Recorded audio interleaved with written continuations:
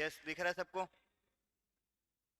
पंचायतियों, इधर दिख रहा है ना सबको? चलो स्टार्ट करते हैं क्लास अपनी। ऑनलाइन भी कोई नहीं है।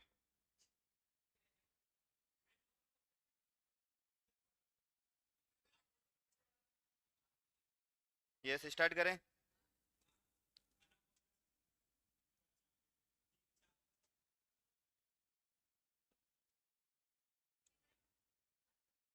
एक आधा क्वेश्चन कर ले, मैं जीएसटी का एक क्वेश्चन बस। ठीक है। जीएसटी वालों में बीआरएस करो भी, उसमें मजे आएंगे, पर बीआरएस हो जाएगा मतलब। हो गए थे आंसर, मैच हो गए।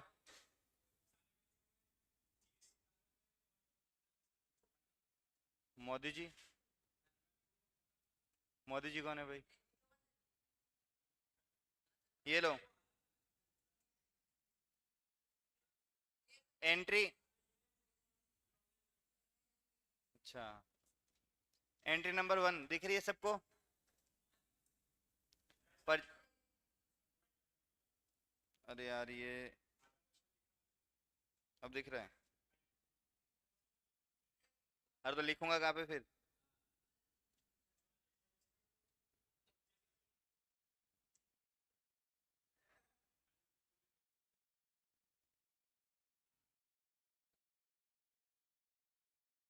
अब दिख रहा है? हम्म।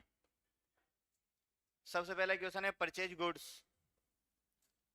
From Sanjeev of rupees 40,000 less 10% trade discount plus CGST और एसजीएसटी।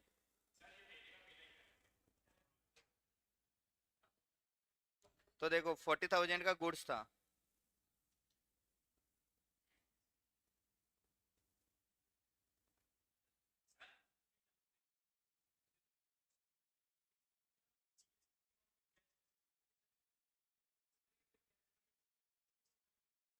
बिल्कुल।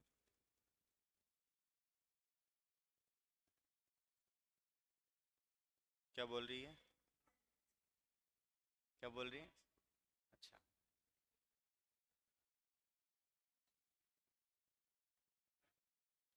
तो ऐसे मेरी नज़रों में थोड़ी चढ़ा है।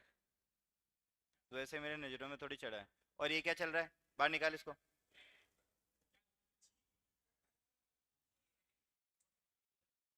फोन रख इधर, रख। फोन रखो सबके इधर, सामने रखो यहाँ पे सब। इसका नंबर लेना क्लास के बाद, इसी की वजह से सबके फ़ोन रखे जा रहे हैं। इधर रख इधर। इधर रख फ़ोन।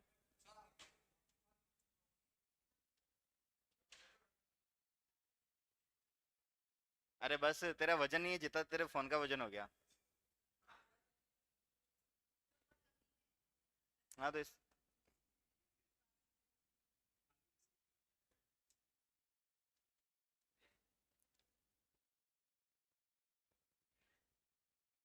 List price 40,000। पहले क्या माइनस करूँ? कितना?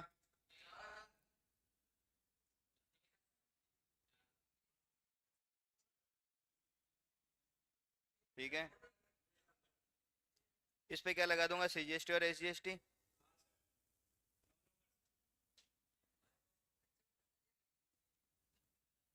निकालो।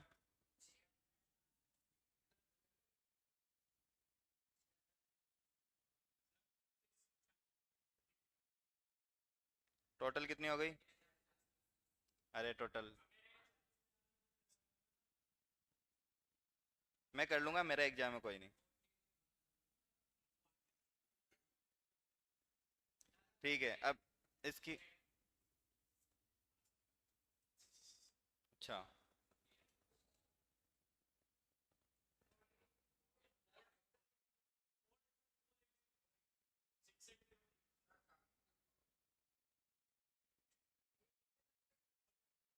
क्या बोला? ये क्या बोला अभी?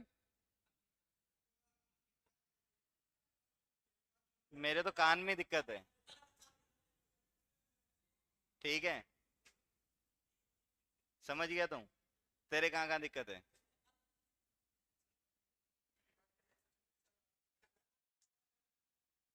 कान में तो फिर भी ट्रीटमेंट है कान का।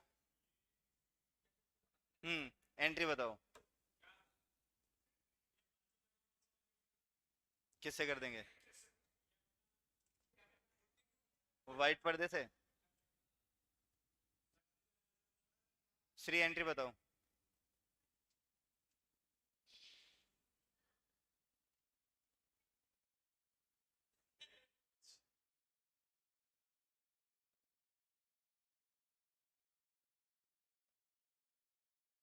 पहली एंट्री दिख रही है, फर्स्ट एंट्री। अरे कोई नहीं ना, अब देख लो ना, क्यों दुखी हो रही हो? Purchase goods from Sanjeev of ₹40,000 and trade discount 10%। अरे ले देख, दिखा? दिख गया? हाँ। तनिष्क मत बोला कर बीच में।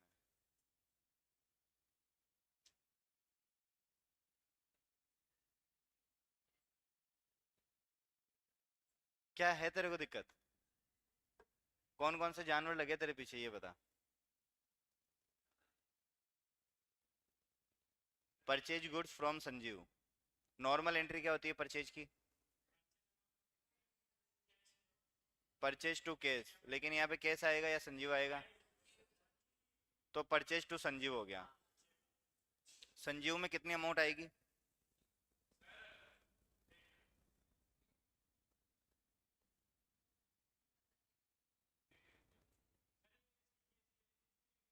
अरे रुक जा रे, सब लिखेंगे। परचेज अकाउंट में क्या लिखूं और संजीव अकाउंट में क्या लिखूं?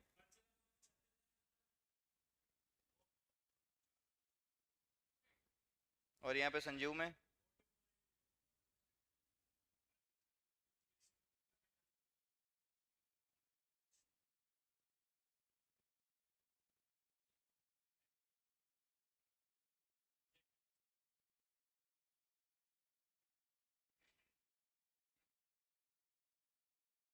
कोई ऐसा है जिसको ये एंट्री समझ में नहीं आई? श्री आ गया समझ में? नेक्स्ट एंट्री आ रहा है purchase from Vijay 60,000 less trade discount 10% plus CGST और एसजीएसटी पेड बाय चेक। तो यहाँ पे क्या एंट्री हो जाएगी? यार यहाँ पे यहीं पे कैलकुलेशन कर देते अपन, है ना? ये देखो 40,000, इसमें से माइनस हुआ 4,000, तो अपना आ गया 36,000। तो अपनी परचेज आ गई और उस पर दोनों टैक्स लग जाएंगे 3240 3240। तो टोटल आ गई इसकी 42,480। इससे क्या होगा अपने को ना, यहीं पे एंट्री हो जाएगी थोड़ी प्रॉपर तरीके से। लिख लो तो ज़्यादा बढ़िया रहेगा। अरे डायरेक्ट मेरा एग्जाम नहीं है ना।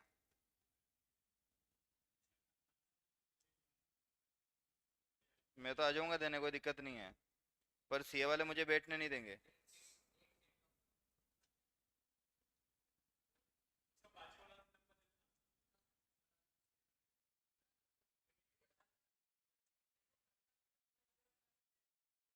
तनिष्क मेरे को तेरे साथ मस्ती करने का कोई इंटरेस्ट नहीं।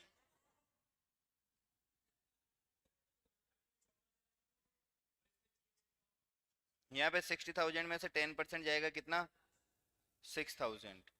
आ गया 54,000। इस पे लगाएंगे 9% जीएसटी, तो आ जाएगा अपना 4860 टोटल आ गई।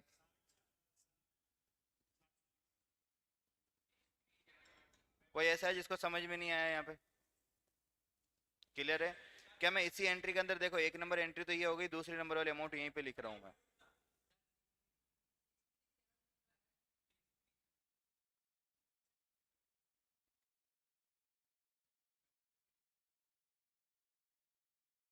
Six three seven two zero. मैं इसी एंट्री के अंदर, देखो एंट्री तो सेम रहेगी, यहीं पे अमाउंट लिख दूँ दूसरी का। कर देता हूँ यार एंट्री। अरे यार रिकॉर्डिंग, अरे यार अरे यार रिकॉर्डिंग में भी तो बैठे होंगे और महानुभाव। यार कितने बेशरम लोग हैं, एक भी ऑनलाइन नहीं आया, मतलब सबने छुट्टी कर लिया आज। Purchase account debit, input CGST, input SGST. अरे टू बैंक करेंगे ना, चेक दे दिया ना। कितना आ जाएगा यहाँ पे? यहाँ पे हमेशा परचेज के अंदर आफ्टर ट्रेड डिस्काउंट ही रेट लिखी जाएगी परचेज में हमेशा, ठीक है। तो ट्रेड डिस्काउंट के बाद में रेट आ गई 54,000। और देखो कभी अगर तुम्हें एग्जाम में एक ट्रिक बताता हूँ, एग्जाम में छोड़ो, मैं तुम्हें प्रैक्टिकली बता रहा हूँ। मैं खुद तुम्हें एंट्री कराता हूँ ना, मुझे खुद को होश नहीं होता। होश मतलब मुझे खुद को याद नहीं रहता।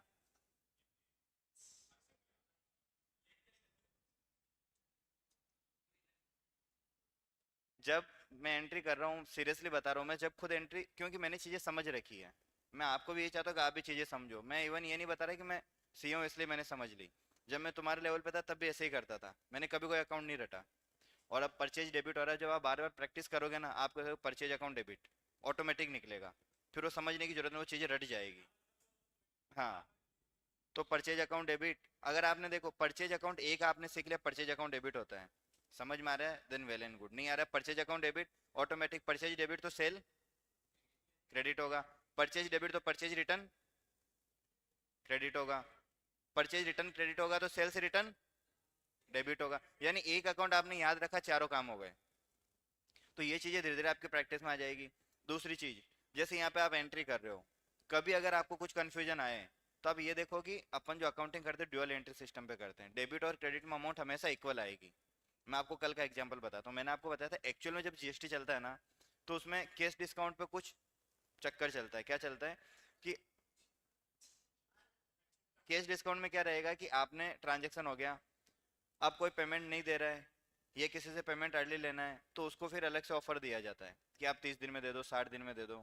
दो सिचुएशन हो सकती है, at the time of sale भी बता देते हैं कि आप इमीडिएट पेमेंट देते हो 10% डिस्काउंट, आप 30 दिन में देते हो आपको 5% डिस्काउंट, 60 दिन में देते हो जीरो डिस्काउंट, 60 दिन से ऊपर देते हो फिर ब्याज लगने लग जाएगा। ठीक है, ये तो प्री डिफाइंड हो गया। और वहीं पता चल जाता है कि पर्सन पेमेंट करेगा या नहीं करेगा। अब मान लो कोई क्रेडिट में माल लेके गया, कोई उधारी पे माल लेके गया, आपके बीच में टर्म क्लियर नहीं हुई कि वो 30 दिन में पेमेंट देगा या 60 दिन में या 90 दिन में, या कब देगा। अगर वो 30 दिन में देगा 10% डिस्काउंट, 60 में देगा तो 5 दिन का डिस्काउंट, 5% का डिस्काउंट, और 60 दिन के बाद देगा तो ब्याज लगना शुरू हो जाएगा। समझ रहे हो मेरी बात? अब कोई पर्सन है जिसने 30 दिन में पेमेंट कर दिया, कई बार होता नहीं कि मैं यार जब करूंगा देख लूंगा, दूंगा तब देखेंगे पेमेंट। अगर 30 दिन में दूँ तो 10% डिस्काउंट दे देना, नहीं दूँ तो 5% दे देना, और उससे भी लेट करूँ 60 दिन से तो ब्याज चार्ज कर लेना। अब इस केस के अंदर आपको क्या लगता है, जीएसटी पेंडिंग चलेगी? तो इसीलिए कह रहा हूँ पेन डाउन कर दिया करो, समझाऊं जब। मतलब मैंने ये फोन सेल किया श्री को, मैंने इसको बोला कि 15,000 में फ़ोन सेल कर रहा हूँ, ये मेरे से लेके चली गई, क्योंकि हमारा पुराना काम चलता रहता है, हमारा बिजनेस है, तो ये मेरे से माल लेके जाते हैं और पैसा देते रहते हैं।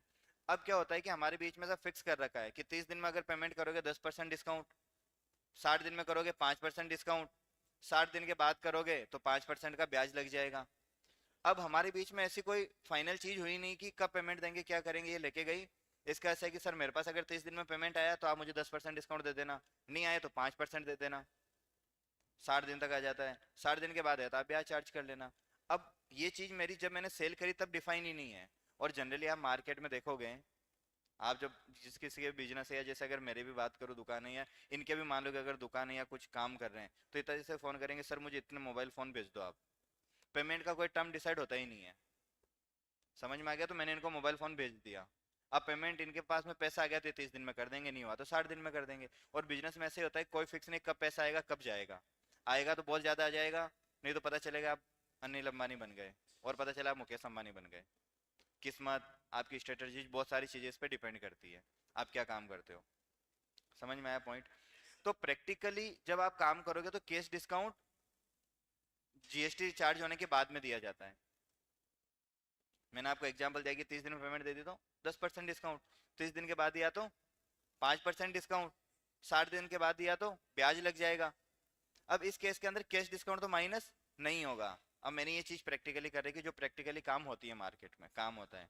बट कल मैं जब आपको पढ़ा रहा था, तो मैंने मतलब जीएसटी बहुत पहले पढ़ा हुआ है, ऐसे प्रैक्टिस में जो नॉर्मल काम चलता चलता है, मुझे प्रैक्टिकली वो चीज़ें ध्यान थी। मैंने आपको कैश डिस्काउंट के हिसाब से बता दिया। जब मैंने आपकी बुक देखी तो बुक में क्या कर रहा है कि आपको cash discount at the time of entry आपको बता दे रहा है, ट्रांजेक्शन के टाइम में कि इतना कैश डिस्काउंट है, तो आपने उसकी एंट्री कर ली। अब मुझे वहाँ पे पता कन्फ्यूजन ये हो गया कि हम जो एंट्री करते हैं उसमें ट्रेड डिस्काउंट से पहले वाली जो रेट होती है उसी रेट पर हम अकाउंटिंग करते हैं, यहाँ पे भी उससे पहले ही अकाउंटिंग हो रही है। अब पॉइंट आ गया कि ट्रेड केस डिस्काउंट को ये रिकॉर्ड कैसे कर रहा है, मतलब मुझे थोड़ा सा कंफ्यूजन हुआ था कहीं ना कहीं कल। बट जब मैंने एंट्री कर रहा था तो मैंने देखा यार ये अमाउंट यहाँ पाएगी, ये यहाँ पाएगी, मतलब ड्यूअल साइड मैच हो रही है, डिफरेंस आ रहा है, कहाँ से आ रहा है, यहाँ से आ रहा है, डिस्काउंट से आ रहा है, तो डिस्काउंट यहाँ पे जाएगा, इतना जाएगा। पॉइंट इज कि मेरे को कुछ कुछ पॉइंट पे क्लियरिटी नहीं थी। जब मैंने उसको ट्रांजेक्शन को देखा मुझे वहीं पे मेरी एंट्री सही हो गई। क्यों हो गई? क्योंकि मैंने एक चीज से नहीं हुआ तो दूसरी चीज कर ली। मैंने ड्यूअल एंट्री पे चला गया, ड्यूअल एंट्री पे अच्छा मैंने ये अमाउंट डाली तो कुछ गड़बड़ आ रही है, इसका मतलब यहाँ पे ये अमाउंट करनी है। मैं बताऊँ कन्फ्यूजन वाला पॉइंट क्या था आपको, अगर कल याद हो तो अपन ने एग्जाम्पल अमाउंट कुछ और थी, इसमें से अपन ने ट्रेड डिस्काउंट लेस किया 20%, 25,000 वाला ट्रांजेक्शन था, उसमें अपन ने 20% डिस्काउंट लेस किया ट्रेड वाला, याद है? 5,000 माइनस किया तो अपने पास आया 20,000। फिर अपन ने कैश डिस्काउंट माइनस किया था 10%, तो अपने पास रेट आई थी 18,000। उसके बाद अपन ने जीएसटी लगाया, तो मेरे को ऐसा था कि मैं सेल के अंदर 18,000 लिखूंगा, बट मुझे दिमाग में कहीं ना कहीं ये भी था कि कैश डिस्काउंट को रिकॉर्ड भी करते हैं, क्योंकि प्रैक्टिकली चीज़ें कुछ और होती है और थ्योरेटिकली चीज़ें कुछ और चलती है। तो ये चीज़ें जब कन्फ्यूजन होता है ना तो फिर वहाँ पे काम आता है कि आप कंसेप्चुअली वहाँ पे सही होने चाहिए। तो मैं इसीलिए आपने नोटिस करूंगा मैं बार बार आपको कंसेप्ट पे ले जाके कोशिश करता हूँ आपको कंसेप्चुअली चीज़ें समझ में आए। इसके अलावा जब मैंने 12th बोर्ड का एग्जाम दिया था, हमारी जो 12th की बुक थी, मैं जब 12th में था, आपको मैं कितनी बताऊं, ये जो मेरे कवर दिख रहा होगा आपको सबको, ऑनलाइन भी दिख रहा होगा है ना, सिर्फ इसी साइज की बुक थी, इससे ज़्यादा कुछ भी नहीं थी, सिर्फ इतनी सी बुक थी 12th की। उसके अंदर पूरे कंसेप्ट थे, उसके अंदर सारे क्वेश्चन थे। और आपको बता दूं जितना आपका आज सिलेबस है ना वो सिलेबस का 80% है सिर्फ, वहाँ पे 20% या हो सकता है 25% अभी से एक्स्ट्रा सिलेबस था। उसमें एनपीओ था, उसमें डिबेंचर सिंकिंग फंड था जो तुम्हारे सिलेबस में है ही नहीं, जो तुम्हें इंटर में पढ़ाया जाएगा। ठीक है, तो इस तरीके की चीज़ें भी थी वहाँ पे, और उनको करना हमारे लिए बहुत कॉम्प्लिकेटेड। और कंपनी में से भी फिर कंपनी में कुछ चेंजेज हो गए, कुछ एक दो डिस्काउंट वाली कुछ चीज़ें हट गई। खैर वो तो थोड़ा नॉर्मल था, थोड़ा सिलेबस कम हो गया, मतलब वो लॉ में ही चेंज हो गया कुछ ऐसा, तो वो सारी चीज़ें पढ़ी। बट मेरी एक चीज़ थी कि मेरे को कंसेप्चुअली करेक्ट करना है, और एग्जाम ऐसा नहीं है कि एग्जाम में क्वेश्चन पेपर बहुत ईजी आ गया था मेरे टाइम में, लेवल बहुत अच्छा था क्योंकि पहला पेपर था एनसीईआरटी का, और ऐसा था किसी को पता ही नहीं कि आएगा कहाँ से कैसे आएगा, और बहुत अच्छे से तबियत से पेपर दिया था। फिर भी मेरे उसमें नंबर आया था 95 आउट ऑफ 100, और मेरा पेपर अटेम्प्ट हुआ था 96 मार्क्स का। मैं एग्जाम देने पहुंचा, एग्जाम जैसे मान लो कि 8 बजे स्टार्ट होता है, मैं 8:15 पे तो सेंटर पहुंच रहा हूँ, जबकि मुझे 7:45 पे पहुंचना चाहिए। समझ रहे हो? तो वो सीन होने के बाद में भी 96 का पेपर अटेम्प्ट होना, उसमें से 95 मार्क्स आना। पॉइंट इज कि मैं सब चीज़ें कंसेप्चुअली करी मैंने, तो मैं वो भी तुम्हारे साथ वही चाहता हूँ कि तुम चीज़ें कंसेप्ट वाइज करो। रटना है, मैंने अभी आपको रटवा दिया, परचेज अकाउंट डेबिट होता है तो सेल्स ऐसे कर दो, परचेज में 4 अकाउंट का काम तुम्हारा हो गया। ठीक है, 12th वाले यहाँ नहीं है, उनका एक कैश फ्लो स्टेटमेंट है, उसमें भी 4, उसमें जहाँ जहाँ चीज़ें थी जिसको समझ आई वेल एंड गुड, नहीं आया उनको चीज़ें रटवा दी। ऑप्शन अपने पास दोनों है, समझना चाहो समझा देंगे, रटवाने वालों को रटवा देंगे। बट पॉइंट इज समझना कितना इंपॉर्टेंट है वो चीज़ मैंने आपको बताई। तो मेरे तो एग्जाम में यही हुआ, मेरे को ऐसा था कि ट्रेन चल रही है, लाइन है, ये लाइन है, ठीक है, लेकिन आपने कई बार देखोगे अपने को सामने से देख रहा है कि यार ये रोड तो सामने तो कुछ दिख ही नहीं रहा, अपने को टर्न लेना है, पास में जाते तो पता चल रहा है कि रोड तो सीधे ही जा रही है। होता है ना कई बार आप जब गाड़ी चलाते हो कहीं पे जाते हो, मेरे साथ ऐसा था, मुझे तो ट्रेन की लाइन दिख रही है ना मैं तो उधर ही जाऊंगा, मुझे सामने लाइन नहीं दिख रही कोई नहीं, वहां जाके देख लूंगा, जहां तक जा रही मैं तो वैसे ही जाऊंगा। बीच में ट्रेन पे कुछ रखा हुआ है कोई दिक्कत नहीं है, इंजन है ना, कुछ भी आओ सामने निकल जाएगा। मतलब कंसेप्ट से आपको इधर से उधर ही नहीं होना है। मैं उसी चीज पे चलता गया, मेरा आज तक कभी कोई चीज गलत ही नहीं हुई। जैसे अभी मैंने आपको लेटेस्ट एग्जाम्पल ये दिया कि मैंने इसमें क्या किया, इसमें प्लस अपन ने जीएसटी लगाया था, जीएसटी लगा के जो फाइनल प्राइस आ गई 2124, 21240, ये आ गया था 1620 और 1620। अब पता मैंने इसमें जब एंट्री करी थी, ये परचेज का था या सेल का था? सेल्स का था। तो मेरे को ऐसा था कि अपन 2 सेल्स करेंगे, और 2 सेल्स में तो ये वाली रेट ही आएगी फाइनल, तो मैंने ये वाली रेट ही लिखी। ठीक है, इसके बाद जो जीएसटी 1620 आ रहा है तो 1620 ही आएगा, तो ये भी मैंने यहाँ पे 1620 और 1620 कर दिया। ठीक है, अब मेरे को यहाँ पे मिलना था बैंक या फिर पार्टी का नाम, ठीक है। अब बैंक में मेरे को, यार ये परचेज था या सेल्स था? सेल्स ही था।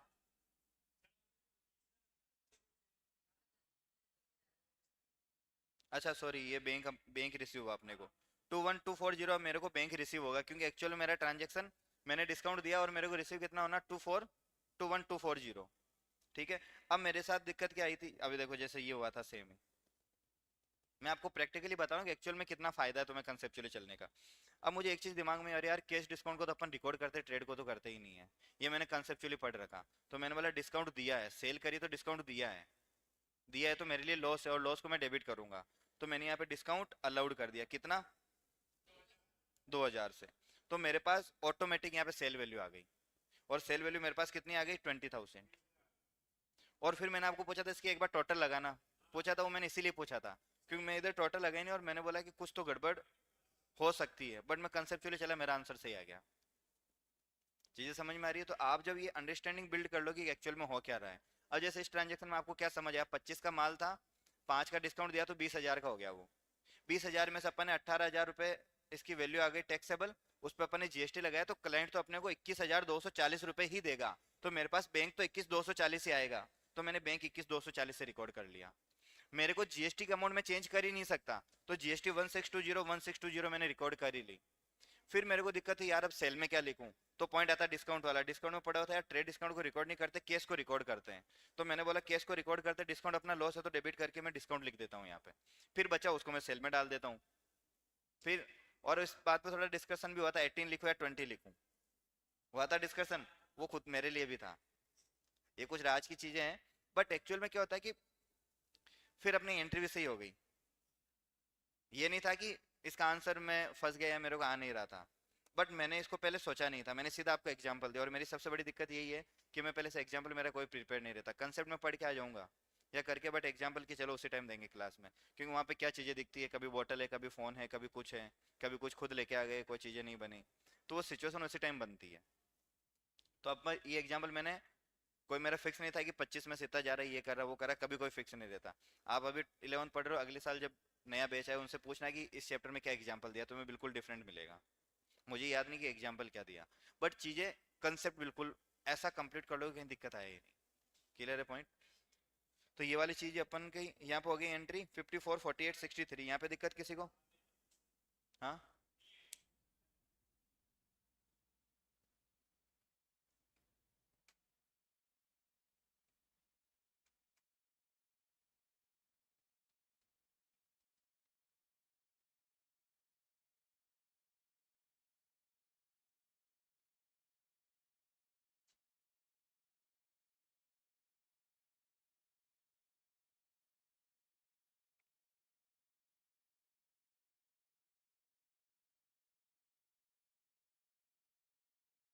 ठीक है, entry number third. Third entry है अपनी, 1 लाख रुपए का माल था जो आपने परचेज किया, 10% ट्रेड डिस्काउंट है, उस पर जीएसटी लग गया। Paid by cheque immediate and avail 12%, 2% cash discount, immediate payment किया, इसका मतलब अभी इसका ट्रांजेक्शन करेंगे अपन। समझ में आ गया? तो इसका अपना आ जाएगा, इसको यही लिखना पड़ेगा, 3 नंबर ट्रांजेक्शन। 1 लाख का माल था टोटल, उसमें से 10% गया तो कितना बच गया, 90,000। इसमें से कैश डिस्काउंट कितना हो गया, 2%, 1800 कैश डिस्काउंट हो गया, तो आ गया अपने पास 88,200। इस पे सीजीएसटी एंड एसजीएसटी लग जाएगा कितना, मिला के या इंडिविजुअल? मिला के 7938, 79104076, ठीक है। अब अपने को इसकी एंट्री करनी है, वही same entry, purchase, sorry purchase है ना, हाँ परचेज, इसके बाद में अपन इनपुट। और देखो एक चीज और, अगर आपको जीएसटी का भी याद नहीं रहे, परचेज को डेबिट कर रहे हो उसके साथ वाली जीएसटी भी डेबिट होगी, सेल को क्रेडिट कर रहे हो उसके साथ वाली जीएसटी भी क्रेडिट होगी। अगर नहीं समझ आए, परचेज के साथ में जीएसटी जाएगा, सेल के साथ में जीएसटी जाएगा। क्रेडिट कहाँ हो रहे थे?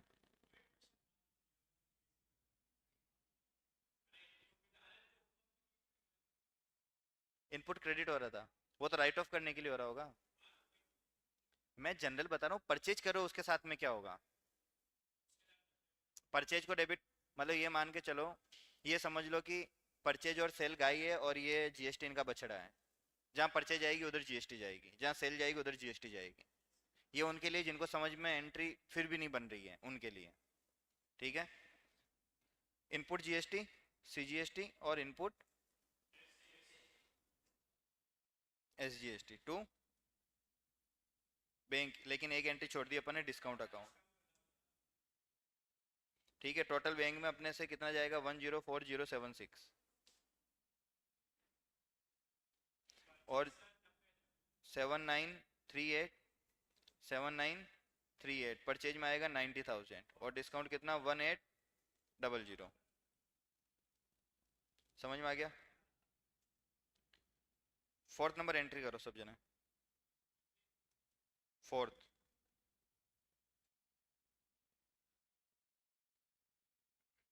फोर्थ नंबर में देखो 50% पेमेंट कैश में और 50% क्रेडिट में हुआ है। तो जो डिस्काउंट होगा वो सिर्फ कैश पेमेंट पे ही लगेगा, उस दूसरे वाले पे नहीं लगेगा।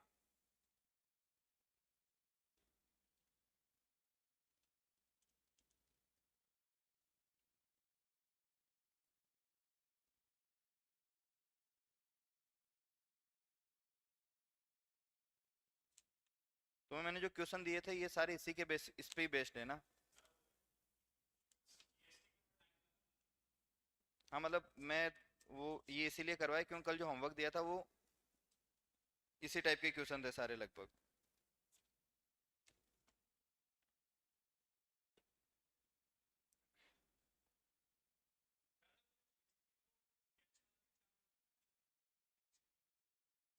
नहीं, डिस्काउंट, कैश डिस्काउंट सिर्फ उसी पे लगेगा।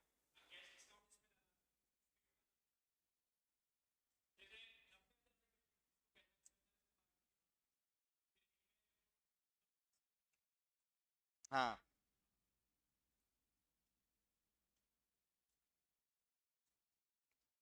और सब जने की 11th की बुक लेके आ जाओ टीएस ग्रेवाल, क्योंकि नहीं तो तुम्हें दिक्कत होने लग जाएगी ज़्यादा। हेलो, क्लास में।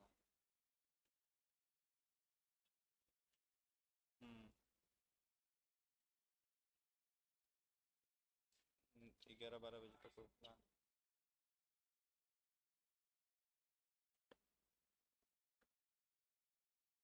क्यों, कहाँ करना?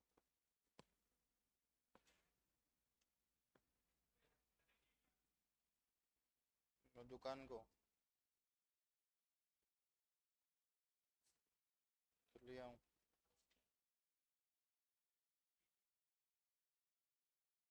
हम्म,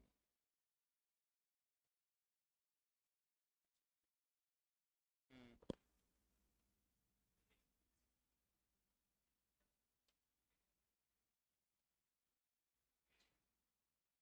हम्म,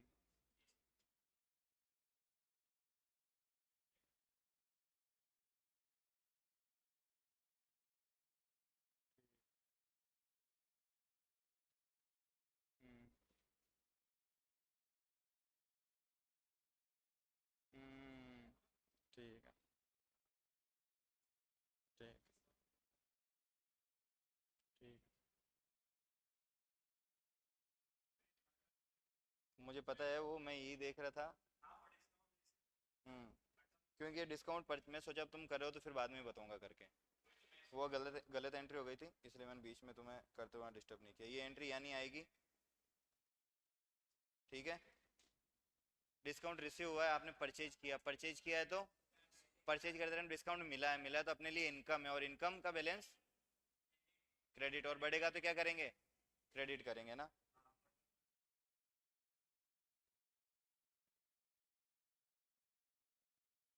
और ये तुम सब जनों ने किसी ने भी टोटल लगाने की कोशिश भी नहीं करी। मुझे लग रहा है मुझे कैलकुलेटर लाके बैठ रखना पड़ेगा यहाँ पे।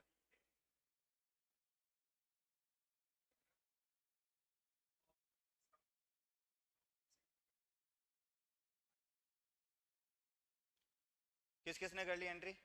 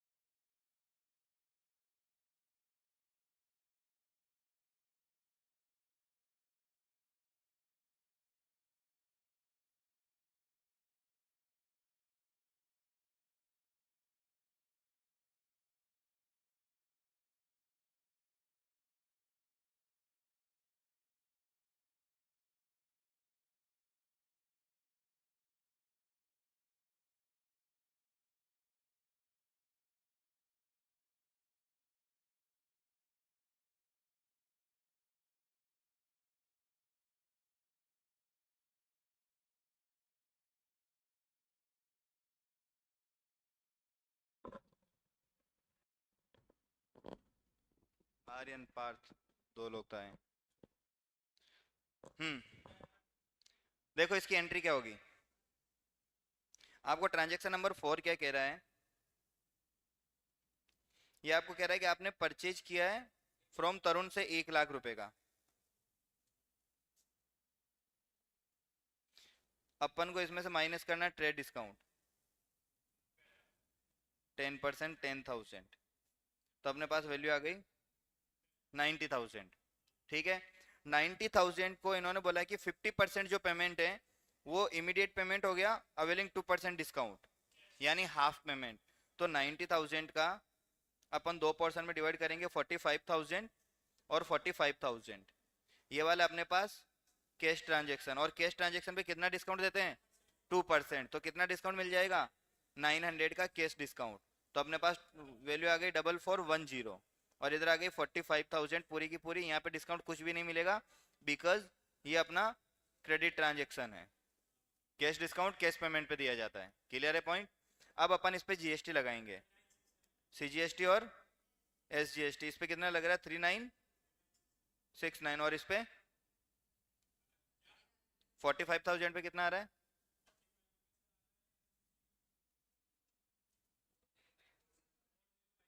4050। और इस पे आ रहा है वापस से 3969 प्लस 4050। तो टोटल सीजीएसटी लग जाएगा अपना 8019 और 8019। ठीक है, तो अब देखो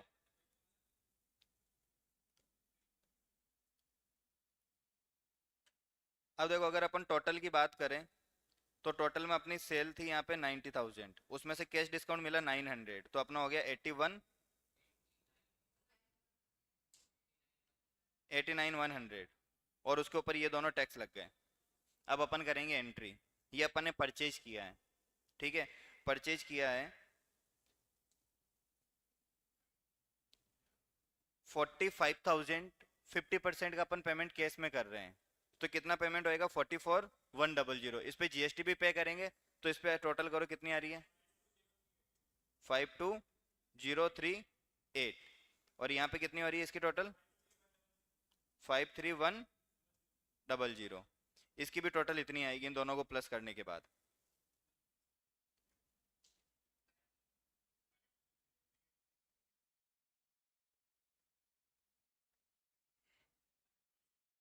यही आ रही है 89,100 के अंदर ये ऐड कर लेना 18%। अरे इस रूट से भी निकाल सकते हो, इस रूट से भी निकाल सकते हो। किसी को किसी को दिक्कत है यहाँ तक मैंने कैसे कैलकुलेट किया? समझ में आया पॉइंट? देखो मेरे टोटल एक ऑनलाइन वापस गायब 1 लाख रुपए का अपन ने परचेज किया, 10% अपना ट्रेड डिस्काउंट था, तो अपने पास कितनी वैल्यू आ गई 90,000 आफ्टर ट्रेड डिस्काउंट। इसमें से बोला कि 50% पेमेंट कैश में हो रहा है, 50% क्रेडिट में हो रहा है, ठीक है। तो जो जीएसटी चार्ज करी जाती है वो आफ्टर डिस्काउंट चार्ज करी जाती है, और जीएसटी लॉ में लिखा हुआ है प्री सेल डिस्काउंट और पोस्ट सेल डिस्काउंट दोनों को माइनस करने के बाद जीएसटी लगाया जाता है, ठीक है। तो प्री सेल डिस्काउंट तो ये वाला हो गया ट्रेड डिस्काउंट, और पोस्ट सेल डिस्काउंट है कैश डिस्काउंट। तो अपन ने इसके दो टुकड़े किए 45 और 45,000।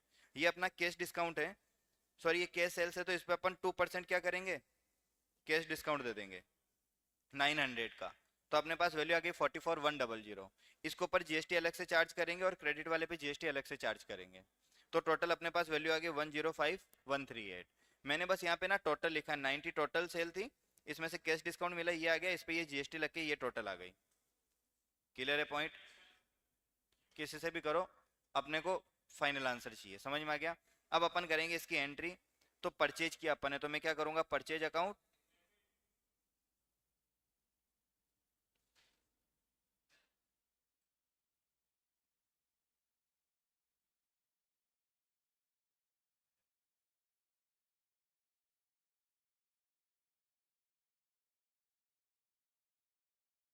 तो यहाँ अपन लिखेंगे परचेज अकाउंट। परचेज डेबिट किया तो इनपुट सीजीएसटी और इनपुट एसजीएसटी भी डेबिट हो जाएगा। इसके बाद में परचेज किया है तो डिस्काउंट मिला है, मिला है तो अपना रिसीव्ड, रिसीव्ड को क्या करेंगे क्रेडिट, तो यहाँ पे आ जाएगा टू डिस्काउंट रिसीव्ड, और यहाँ पे आ जाएगा टू पेमेंट बैंक से, और टू किसे खरीदा 4th नंबर में तरुण। अब देखो परचेज में अपन ने देखा था क्या लिखेंगे ट्रेड डिस्काउंट के बाद वाली अमाउंट, कैश डिस्काउंट को अपन रिकॉर्ड करते हैं, तो इसका मतलब ट्रेड डिस्काउंट के बाद वाली अमाउंट लिखेंगे, तो 90,000 अपना आ गया परचेज प्राइस।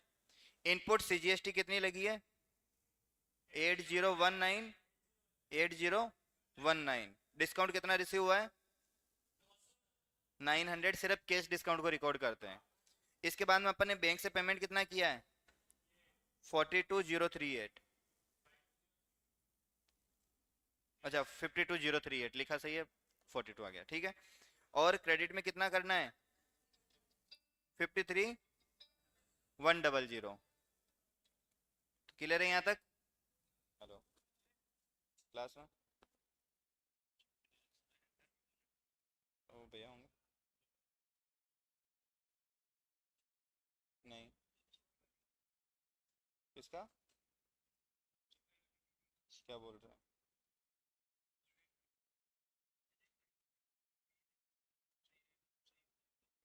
मैं तो अभी कोचिंग, आप कपिल भैया को बोल दो ना फोन करके आ रहे आप उनको बोल दो एक बार कराओ, बाकी अपन, मैं तो अभी क्लास क्लास चल रही है मेरी।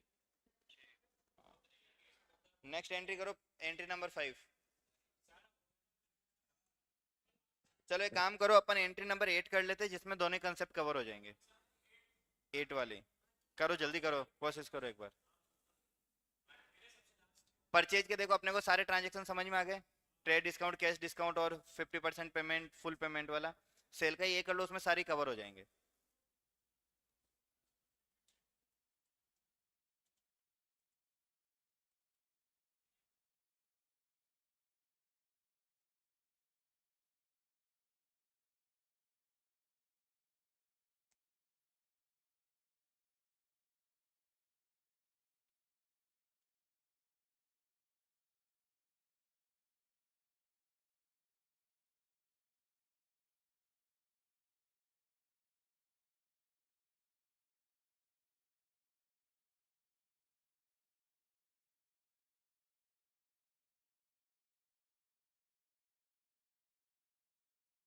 जल्दी करो, क्लास 4 मिनट की और बची है।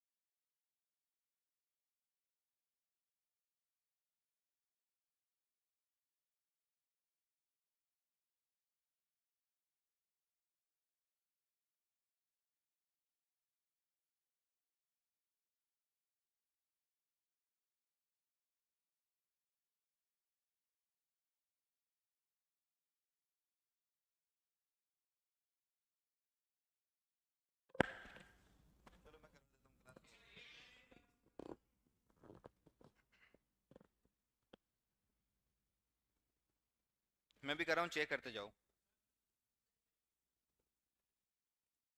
ट्रांजेक्शन नंबर 8 था।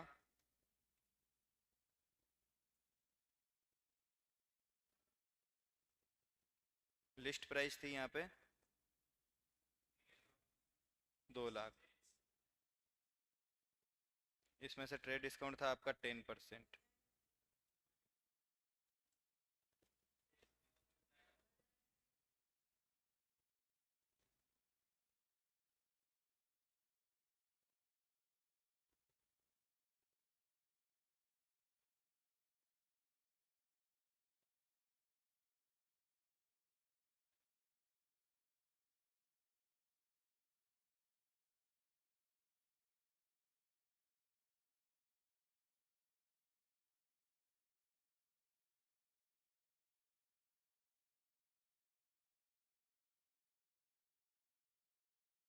ये बताओ कितना है यहाँ पे, 7 8?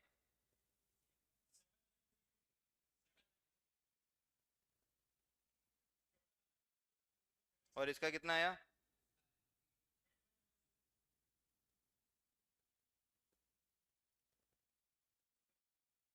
टोटल कितनी आ रही है?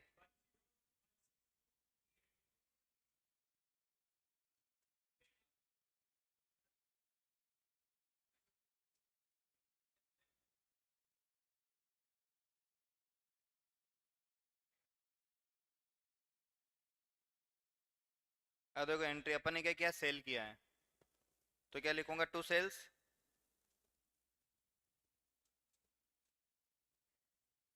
टू आउटपुट CGST और टू आउटपुट SGST। डेबिट में आएगा बैंक अकाउंट, और जिधर बैंक अकाउंट आता है उधर ही डिस्काउंट अकाउंट आता है, ये भी याद रख लेना। मुझे अभी भी पता चला, मैंने अभी देखा 2 4 में, जिधर बैंक उसके साथ डिस्काउंट, जहाँ परचेज वहाँ GST, जहाँ सेल वहाँ GST।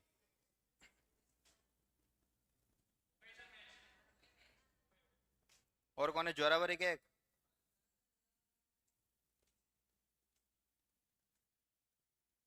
देखो बैंक तो अपने पास कितनी आ रही है इसकी टोटल,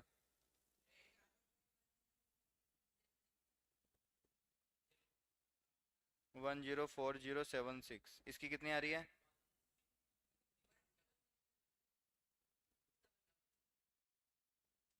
106200। डिस्काउंट अलाउड आ जाएगा अपना 1800। सेल आ जाएगी 1,01,80। एक बार इसके टोटल मैच करना, समझ में आ गया? ये जोरावर लिखा हुआ है ना।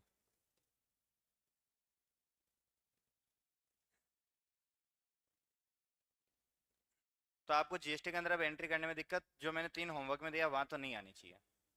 और साथ साथ में आपका जर्नल वाला चैप्टर तो ऑलमोस्ट खत्म है ये, क्योंकि ये करेंगे तो वो वैसे ही हो जाना है। ठीक है, तुमसे इससे पहले जनरल बन रही थी इतनी आसानी से, अब बन रही है, नॉर्मल हो जा रही थी। अब समझ में आ गया? जिसको समझ में आया वो समझो, जिसको नहीं आया वो रट लो। वो क्योंकि वो सेकेंडरी ऑप्शन है, जिसको नहीं पढ़ना है, अब कोई ऐसा है उसको रट्टा ही नहीं लगाना है, मेरे पास कोई गुटी नहीं है उसकी तो। और तू सीरियस बैठा कर क्लास में, अरे सीरियस बैठना मतलब पेन पेपर कुछ नहीं है, तेरा फोन वापस तेरे पास आ गया, तूने नहीं करके क्लास में कोई झंडे नहीं गाड़े, तेरे पास वो खाली पेपर तेरे पास है नहीं, नोटबुक तेरे पास है नहीं, आए क्यों क्लास में, मुझे देखने? तो मैं तेरे पापा से बात कर लेता हूँ, बेटे की पढ़ने की इच्छा नहीं, जबरदस्ती मत भेजा करो इसको।